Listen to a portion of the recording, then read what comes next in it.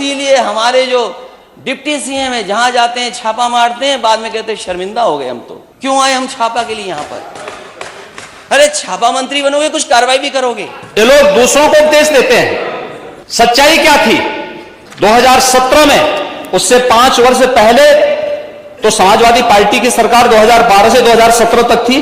प्रदेश के सभी प्राथमिक स्वास्थ्य केंद्र बंद कर दिए गए थे, कोई डॉक्टर नहीं था। नमस्कार, मैं हूं नमन अग्रवाल और आप देख रहे हैं bifoprint.in। यूपी असेंबली के मॉनसून सेशन का आज दूसरा दिन है। समाजवादी पार्टी के प्रमुख अखिलेश यादव ने राज्य की स्वास्थ्य सेवाओं पर कई सवाल खड़े किए। उन्होंने डिप्टी सीएम ब्रजेश पाठक का नाम लिए बिना ही उन पर निशाना साध दिया। अखिलेश यादव ने डिप्टी सीएम ब्रजेश पाठक को छापा मंत्री कहकर संबोधित किया।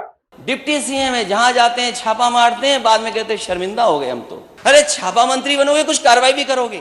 सपा प्रमुख ने कहा, गरीब मरीजों को सुविधा नहीं मिल रही है, लोगों को इलाज के लिए दिल्ली जाना पड़ रहा है। लगता है दिल्ली वाले मदद नहीं कर रहे हैं। झोला छाप डॉक्टर इलाज कर रहे हैं, मरीज चारपाई पर जा रहे हैं। लोग बोल रहे हैं मंत्री अस्पतालों में जाते हैं और केवल छापा मारते हैं। केवल छापा मार मंत्री बनोगे या कुछ काम भी करोगे? अस्पतालों में पानी भरा हुआ है। ये सरकार डबल इंजन का होने का दावा करती है, लेकिन मंत्रियों के पास कोई जवाब नहीं है। कोई इलाज नहीं। आजमगढ़ का क्या हाल है, जो नया बना रहे हो उसका हाल आप बेहतर जानते होंगे। और इसीलिए हमारे जो डिप्टी सीएम है जहां जाते हैं छापा मारते हैं, बाद में कहते हैं शर्मिंदा हो गए हम तो, क्यों आए हम छापा के लिए यहाँ पर। अरे छापा मंत्री बनोगे, कुछ कार्रवाई भी करोगे। आ जाए जवाब। जैसे झोला छाप डॉक्टर कोई मान्यता नहीं, वैसे इनकी भी होने जा रही है अभी। अरे जवाब कोई नहीं पूछ रहा झोला छाप डॉक्टरों को। माननीय मंत्री ट्रांसफर हो गए, इन्हें पता ही नहीं भागीदारी किसकी थी। वहीं सीएम योगी आदित्यनाथ ने अखिलेश यादव पर पलटवार करते हुए उन पर जमकर निशाना साधा। इस दौरान उन्होंने कहा कि सपा सरकार के दौरान 2017 से पहले सभी प्राथमिक स्वास्थ्य केंद्र बंद कर दिए गए थे और अस्पतालों में डॉक्टर नहीं थे। जिला अस्पतालों की स्थिति भी दयनीय हो गई थी। ज्यादातर सीएचसी बंद होने के कगार पर थे। सपा प्रमुख को बोलते बोलते बहुत सारी बातें याद आती हैं, लेकिन सपने जब तार तार होंगे तो उसका दुख होता है। उनकी बातों से वो दुख झलक भी रहा था, लेकिन हमें जनता के फैसलों को स्वीकार तो करना ही पड़ेगा। नेता प्रतिपक्ष दूसरों को केवल उपदेश देते हैं, लेकिन कोरोना महामारी के दौरान पता नहीं वे कहां गए थे, हम लोगों ने तो कभी नहीं देखा। नेता प्रतिपक्ष की बातों से बहुत स्पष्ट हो रहा था कि परोपदेश कुशल बहुत रहे, और उनको यह भी नहीं पता था कि वह जो बोल रहे हैं आखिर किसको बोलना चाहते हैं। इस प्रदेश में 4 बार समाजवादी पार्टी की सरकार रही है और मुझे नहीं लगता है कि 25 करोड़ जनता जो प्रदेश की है या देश की 135 करोड़ की आबादी में से कोई भी व्यक्ति जो राजनीतिक रूप से उनसे उपकृत होगा, उनको छोड़ करके शेष कोई भी समाजवादी पार्टी को एक सही नजरिए से देखता होगा। ये लोग दूसरों को उपदेश देते हैं। सच्चाई क्या थी 2017 में? उससे 5 वर्ष पहले तो समाजवादी पार्टी की सरकार 2012 से 2017 तक थी।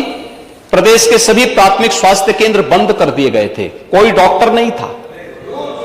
कोई डॉक्टर नहीं था। ज्यादातर सीएचसी बंद के कगार पर थे। सुनिए नहीं। और यही नहीं, जनपद और जिस जिला चिकित्सालयों की स्थिति भी कितनी दयनीय थी, जर्जर स्थिति थी। और आज मैं कह सकता हूं 108 एम्बुलेंस के रिस्पांस टाइम को इस सरकार ने और अच्छा करने का प्रयास किया है, उसमें सुधार हुआ है। आज सरकार के प्रयासों के परिणाम स्वरूप प्रदेश में 1 डिस्ट्रिक्ट 1 मेडिकल कॉलेज की तरफ हम लोग बढ़ रहे हैं। आज मैं कह सकता हूं उत्तर प्रदेश के अंदर डबल इंजन की सरकार का ही प्रभाव है और संयुक्त कार्रवाई का ही परिणाम है कि आज प्रदेश के 59 जनपदों में एक मेडिकल कॉलेज या तो बन चुका है या बनने की ओर अग्रसर है, उस पर कार्रवाई चल रही है। जो शेष 16 जनपद हैं उन पर भी इस कार्रवाई को सरकार आगे बढ़ाने का कार्य कर रही है।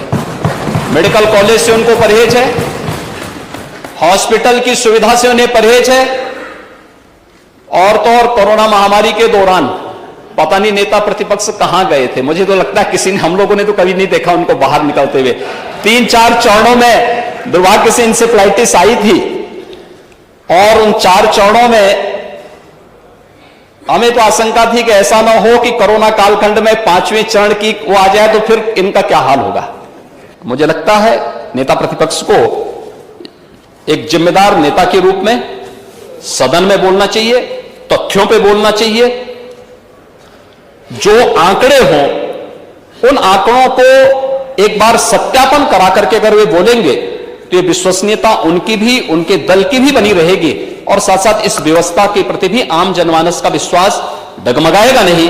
और यह अगर विश्वास डगमगाएगा ये लोकतंत्र के लिए बहुत खतरनाक दिन होगा, क्योंकि जनमानस की भावनाओं के विरुद्ध जब भी कोई आचरण कोई व्यक्ति करेगा तो वह अविश्वास की स्थिति पैदा करेगा और वो लोकतंत्र के लिए सबसे खतरनाक दिन होगा। दुर्भाग्य से कुछ लोग अपने निहित स्वार्थ के लिए इस प्रकार का आचरण करते हैं या कर बैठते हैं। इसको लोकतंत्र में कहीं मान्यता नहीं देनी चाहिए। अगर आपको हमारा वीडियो पसंद आया हो तो इसे लाइक करें, सब्सक्राइब करें और साथ ही बेल आइकन दबाना ना भूलें।